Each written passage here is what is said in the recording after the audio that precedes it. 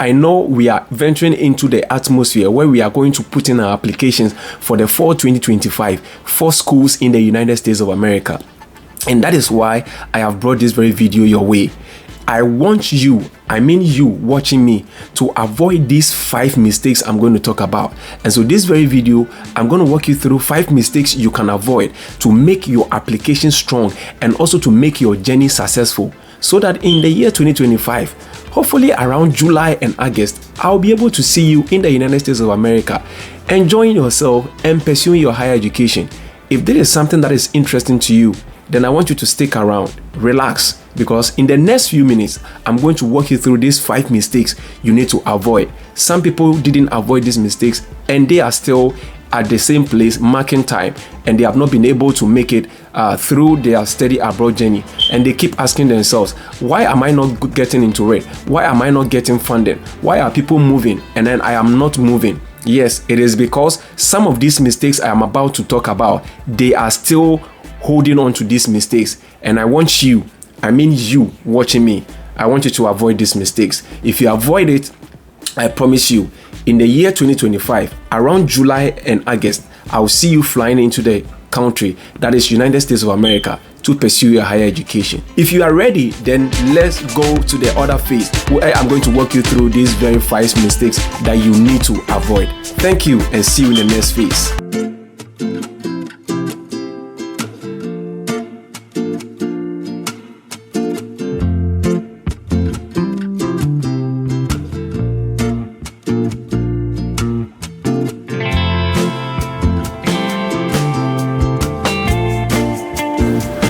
Alright, welcome to this very phase now, where I'm going to walk you through the 5 mistakes you need to avoid to make your journey a success. Your fall 2025 application journey a success. Now, the first thing I want you to avoid, the first very mistake I want you to avoid, is applying to only PhD programs. Yes, let me hit on that again. Applying only to PhD programs. This is not going to help you. Why? Because applying directly into a PhD program is very competitive, because you are looking at people who are already having master's degree and a bachelor's degree, and you are coming in with just a bachelor's degree. It makes it very tough. And if I am the admission coordinator, I am definitely going to pick the one who has the master's and a bachelor's degree over you. So instead of applying only to PhD programs where it is very competitive, I would rather advise you to spread your wings, spread the cards, and then make sure that you at least apply to some master's programs, so that in that case, if you don't get accepted into the PhD program, you can easily get into the master's program. Does that make sense? Yes, thank you very much. So that is the first mistake you need to avoid. Don't apply to only PhD programs.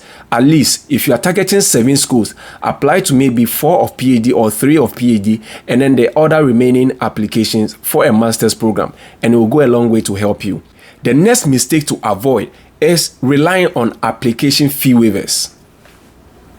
Yes, you heard me. Relying on application fee waivers. I know a lot of people who do DM you and they will ask you, do you have any school waiving application fees? And I know most of my friends who are doing content creation share application fee waivers to most of us, and I do share some at some point in time. Now, instead of you relying only on application fee waivers, I will entreat you that at least if you're applying to 7 schools, try as much as possible and get like 4 of them waiving application fees for you, and then maybe invest into 3 of them. In that way, you are not relying only on the application fee waived schools. Why am I saying this? When you apply to schools that are waiving application fees for you, the pool is very large, and so it makes it very competitive. Now, maybe you are also looking at entering into the program and getting some level of funding. Then the best advice I'll give you is not to solely rely on schools that are waiving application fees for you. At least try and then invest into some of them. So let's, for instance, say that if you're applying to like 5 schools and you have schools that are waiving application fees for you, like 3 of them, please try and invest into the other 2. Pay the application fees, because schools that accept or require you to pay the application fees without they waiving the application fees for you, mostly these schools have low competition, because a lot of people wouldn't be able to apply to those schools. So at the end of the day, it makes it good for you and it makes it very safe.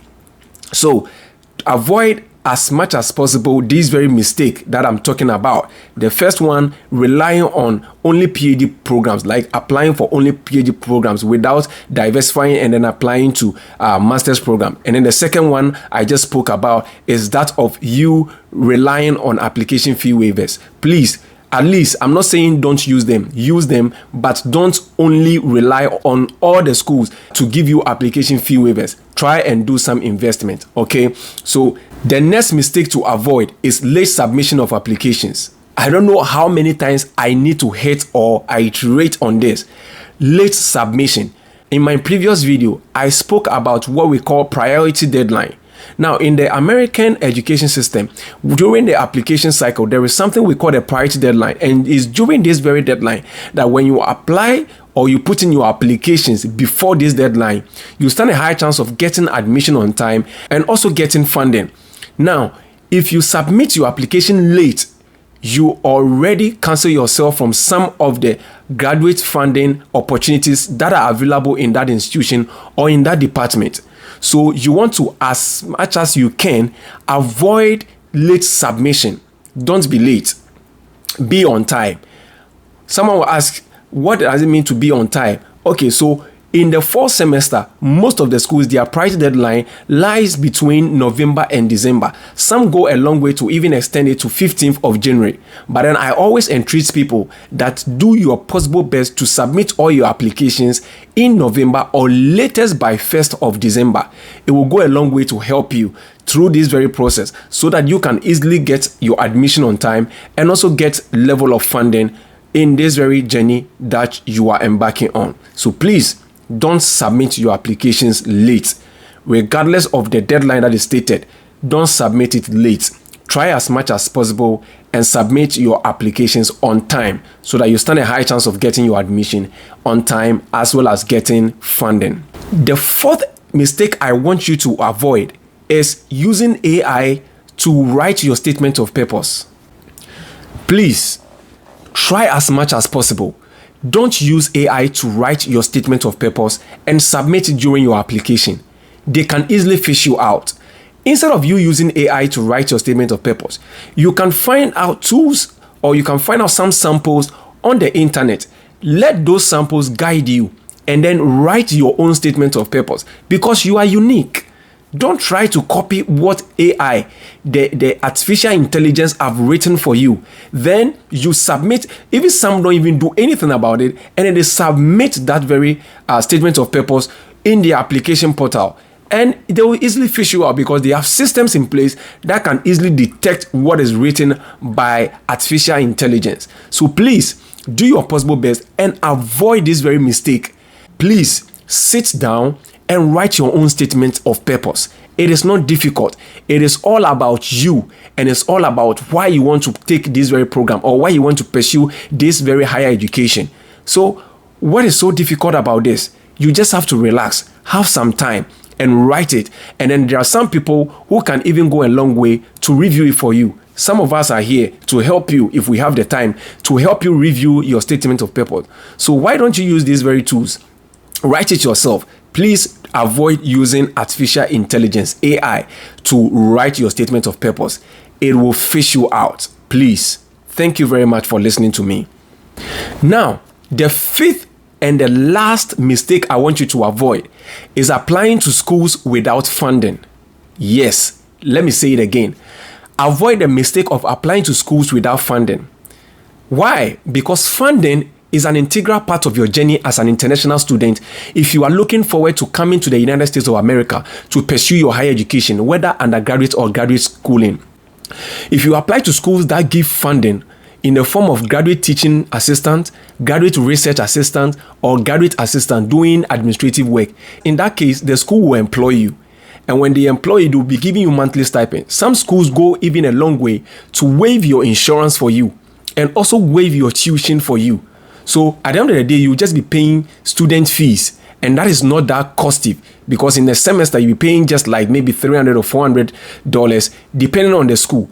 And this one, because you have been employed, you'll be earning good money from them and you'll be able to pay. So at the end of the day, it's like you are schooling for free. So please Applying to schools that offer assistantships or that give funding is very key. And that is why I started the Drop and Share series. I'm going to leave the video either here or here to some of the videos that I have done. As at the time I'm recording this very video, I have already done about 7 episodes.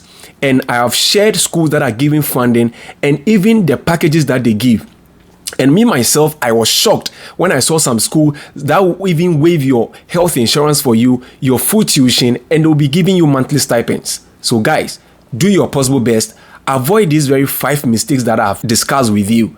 And if you are able to avoid these very mistakes, I promise you, by 2025, July or August, you will fly into the country, the United States of America, to pursue your higher education. And it will go a long way to change your destiny and to change your life and generations after you.